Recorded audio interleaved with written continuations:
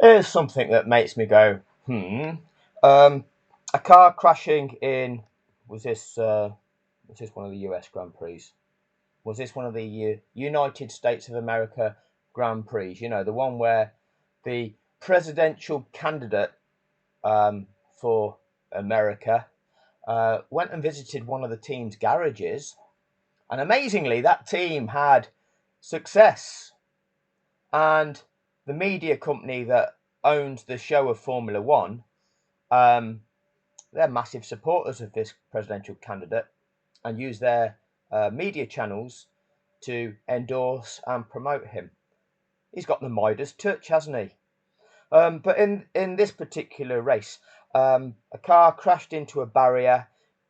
The FIA decided to choose when to deploy the safety car on track, and it worked out rather well for Lando Norris. Which team was it that Trump went into to wish them well before the race? I can't remember.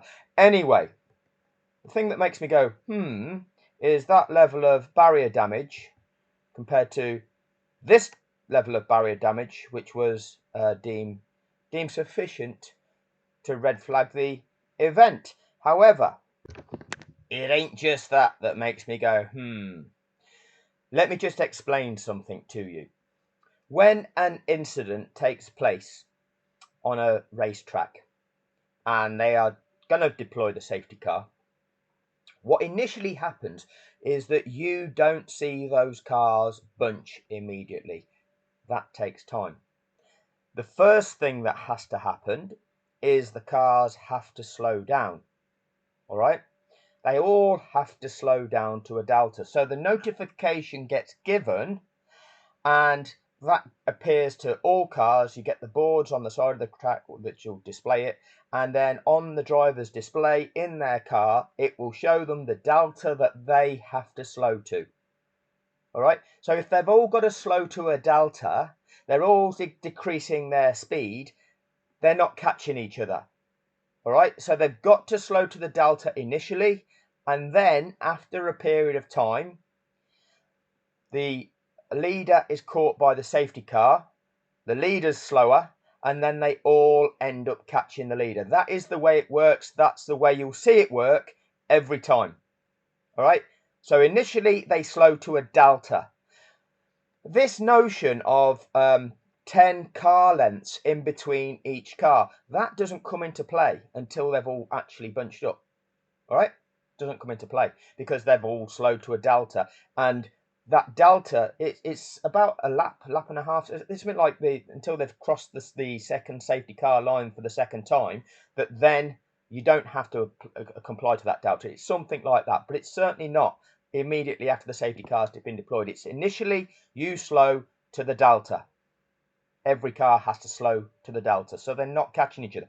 Watch these dots that are on track. The safety car has been declared because of that. That was it, Mick Schumacher or Nikita Mazepin. One of them stuck it into the tyres that ultimately results in that red flag in Saudi Arabia. The one where Max gets a free tyre change. Yeah, that one. Look at these dots. Are they catching each other? Let's have a look. Then, do you pit at the moment if you're Mercedes or Red Bull? Well, Stroll and Russell already have, because Mick Schumacher stuck it in the tyres, obviously. Sorry for sullying your name, Nikita. They were in a very good position to come into the pit straight away. Lewis Hamilton is just coming through turn 19 at the moment. Bottas ahead of Verstappen. Mercedes have the chance of a double stack because there is enough of a gap between Hamilton and Bottas, but it's a good question. It's Norris is not yet within 10 car lengths of Perez, is he? What's going on there? And Sainz isn't within 10 car lengths of Gasly. But what defines 10 car lengths? Martin will tell us later. Listen in. Right on the fringes of going onto the hard tyre and it lasting for the rest of the race. Absolutely, and that'll be a long time clearing up as well. But you can't afford to leave your pit stop later into the safety car period. So we are going to box. There's the answer onto the hards, which may well go to the end of the Grand Prix. But this, I think, plays into Mercedes' hands again in that. Is Leclerc catching up with Perez? with Verstappen? Is Perez catching Leclerc? Is Norris catching Perez? Are they all bunching up yet? Or are they all travelling to a delta? Are they slowing down to a predetermined maximum speed? Which it's within a range, okay? You can travel no faster than this. So if you're slightly slower, not really a problem. Respect, but Lewis then scampering off out front, and the Valtteri Bottas is not. Lewis is scampering off, is he? Or is he travelling to his delta? Valtteri Bottas, what's Valtteri doing, Martin? Tell us, Martin. Allowed to slow down too much and hold up your rivals. Red Bull will be chewing about that. Oh, incite the crazies! Red Bull will be chewing about that! Or is Valtteri just travelling to his delta? Perfectly acceptable.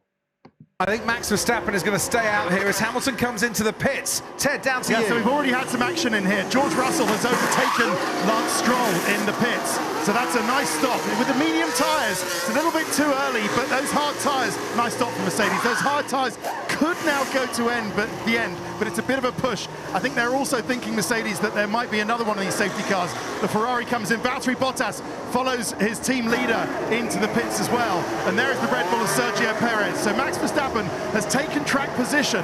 That's very good. I'm expecting Lando Norris. That's very good. Absolutely right, Ted. That's very good that Max Verstappen has taken track position. I thought we're supposed to be impartial commentators. So Max Verstappen has taken track position. That's very good. For who? For Max? For Red Bull? Is this the Red Bull show? Are they paying for it all, are they? Do they get what they want? Into the pits. He's in now, Crofty. Yeah, he was on the soft tyre. A bit of a no-brainer for Lando Norris to come in. But this is, well, for Red Bull, do the opposite of what Mercedes do. Verstappen stays out and takes the lead of this race. Hamilton and Bottas pit. Are Red Bull gambling here on another safety car where Verstappen... Or have they got the FIA in their pocket and the FIA will red flag the race and give them the pit stop for free? I wonder. Can come in and get a cheap pit stop again, but hold on to the lead, or could they get caught out? We'll only find out at the end of lap 50. Yeah. Or will they get a cheap pit? Well, if you pit now, look how close Hamilton is. He will go by you. Are they waiting for another safety car? Will they get a cheap pit stop? Well, look. Gambling is the right word, isn't it, in terms of course, you don't know what incidents they're going to be. There's a very good chance there'll be some kind of virtual safety car or actual safety car later on. And we call it a cheap pit stop because you... That would need to be a cheap pit stop to remain in the lead, wouldn't it? That would be a really cheap pit stop when the guy in second's a couple of seconds behind you. That's a cheap pit stop. I don't think even with the records they set that Red Bull could actually remain in first after that pit stop. Was it 28 seconds you lose just by going into the pit lane? You're in the pit lane while your rivals are going much slower than normal, of course. So it costs you, the pain is about half. What can you tell us, Paul? I can't tell you anything, but the only thing I'm going to throw back at you, what you're talking about, is at the last race when people try to do this long stint, this is a fast track. You start taking the gauge out the tyre, there's construction concern, I would say. 2 seconds, Paul. Valtteri's driving massively off the pace. I agree, it's a absolute... That shouldn't be allowed, what he does. Right, so the... F1 TV. Incite the crazies by allowing Red Bull's bullshit message, right, to incite them. Oh, Valtteri's driving right off the pace. It shouldn't be allowed. Yeah, absolutely right. It's fucking bullshit. Yeah, it's disgusting. What? Oh, yeah, look at Mercedes. They're cheating. They're cheating. They're cheating. They're cheating. Strap on, fanboy. You've been incited. You're being lied to. It's not allowed. It's absolutely not allowed. Under Absolutely right, Martin. The validator. The lying bastard of the sport, lying to condition minds. Lying to condition minds. The regulations, you can't do that. And he's doing The regulations. Shall we have a look at the regulations, shall we? Shall we have a look? Here they are, look. Article 48. This is the 2021 sporting regulations. Right, Article 48. Safety car. Let's have a look at this. 48.6. The safety car will join the track with its orange lights illuminated and will do so regardless of where the leader is. Yeah, so that is the FIA enabling themselves to roll the dice and see how they impact the race. They've written that into their own rules that they can fuck up the race and manipulate it. 48.7. All competing cars must reduce speed.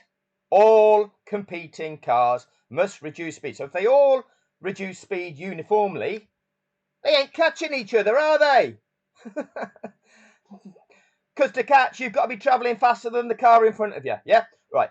And form up in the line behind the safety car no more than 10 car lengths apart. So that's what you've been told.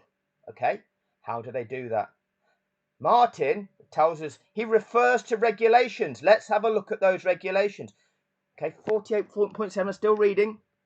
In order to ensure that drivers reduce speed sufficiently from the time at which all competitors have been sent safety car deployed message via official messaging system until the time that each car crosses the first safety car line for the second time, drivers must stay above the minimum time set by the FIA ECU at least once in each marshalling sector and at both the first and second safety car lines. A marshalling sector is defined as a section of track between each of the FIA light panels. The stewards may impose either the penalties under Article 47.3, A, B, C or D on any driver who fails to stay above the minimum time as required by the above. So, it reinforces what I told you. You drive to a delta for that period of time. You can't go faster than that, right? You are set a time. You have to make sure that you're not going too fast, but also not going too slow. You have to stay to this delta window. You've got to travel in this speed range. That's what it is. You're not going to be catching people for that first bit of a lap. That first lap or so, after the safety car's deployed, people aren't catching each other. After that, that's when you start seeing them bunch up. But you've got Brundle telling you, and Crofty saying, oh, Valtteri Bottas is backing Max up. This is advantaging Lewis. Then you've got F1 TV taking Red Bull and Max's message of inciting the crazies. Oh, this is ridiculous. Look at what they're doing to me. Yeah, it's fucking ridiculous. They play that to you. That's not in accordance with these regulations. And then you've got Brundle once again going, yeah, this is absolutely not right. That's absolutely not in the regulations. These are the regulations. This is what they do to you. Lying, validating bastards. We'll play a little bit more of Saudi. doing that to allow Mercedes the chance for the double stack to service both Lewis and Valtteri comfortably during their pit stop. But he was a lot further behind Lewis Hamilton when he came into the pit lane than he was when the safety car first came out. What the stewards now have to decide, Martin, is did he go too slowly? That is how Mick Schumacher ended up into the barriers. And how would they do that, Crofty? They would check whether he was travelling to his delta. Oh no, we don't say that though, do we? We go, oh, he's not within 10 car lengths. He's not within 10 car lengths. Look at him. Look at him. Mercedes are cheating. Mercedes are cheating. That's what the strap-on boys do. That's what we get in the comment section. That's what they've been conditioned to believe. That's how they've been incited. On a different note, the Belgian parade. I have to leave a little bit more space to the safety car than normal because I can't see anything. So what Max is making clear there, because he's obliged to stay within 10 car lengths of the safety car. Look, I think I'm going to have to be a little bit further back. Do not. You didn't see any of the other fans of the sport moaning about that, going, oh, look at Maxa, he's not within 10, he's not within 10, should disqualify him. No, we don't do that. We're not bothered about that. All right, we can look at the situation and go, yeah, there's some spray there. Not a problem, really. Shouldn't penalise anyone for that. Martin, though. Martin will point out that it's wrong, though, won't you, Martin? Tell us, Martin. Not penalise me. Yeah. There's a good reason for it, although it doesn't say which car, actually, does it? It doesn't say whether it's a stretch limo or let's assume it's a Formula 1 car. Oh, it doesn't say how long each of the 10 cars are in these 10 car lengths, does it? They could be 10 stretch limos, Martin. Absolutely right, Martin. Yeah. See, there's a difference there. Yeah, all these British commentators, they're all pro Lewis Hamilton, aren't they? That's why we hate this sport, because all the commentary teams, they love Lewis and hate Max. And so that's why Max fully deserved to be gifted Abu Dhabi. That's one of your reasons, isn't it, strap-on fanboy? That's one of your reasons, strap-on fanboy. There's some things that go on, in fact, everything that goes on that's just not congruent with the truth. The truth that is being evidenced by this. Evidence. That shit that you've just had played to you actually happened. But you seem to not understand the reality of it, do you? You never acknowledge that that actually happened and that is the truth and that's what's going on. You feel that, we had no luck all year. We had no luck all year. You fully deserved it, Max. You had no luck. Yeah, all right. I can point out at least 20 episodes of The Fortune that you benefited from. But you had no luck. Anyway, enough for this one. I've got another one on its way. See you in a bit.